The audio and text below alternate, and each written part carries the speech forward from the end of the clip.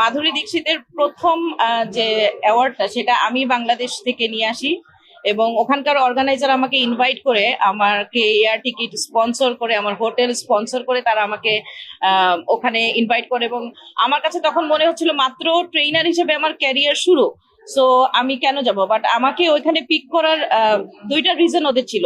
সেটা হচ্ছে তাদের একটা কথা আমাকে নিজেকেও খুব উৎসাহিত করেছে।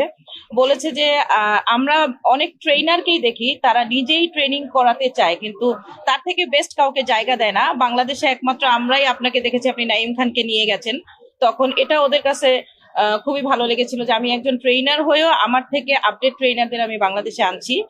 এবং এই কারণে প্লাস আমি বাংলাদেশে ইনফ্লুয়েন্সার, এবং ওরা চাচ্ছিল যে বাইরে যে অ্যাওয়ার্ড শো গুলো হয় এবং বাংলাদেশের বেস্ট মেকওভার ট্রেনার হিসেবে তখন ওরা আমাকেই দেখছিল যে র্যান্ডম আমি ক্লাস করাই। সো ওরা আমাকে ইনভাইট করে নিয়ে গেছিল, ওটা আমার জন্য খুবই প্রাউড মোমেন্ট ছিল।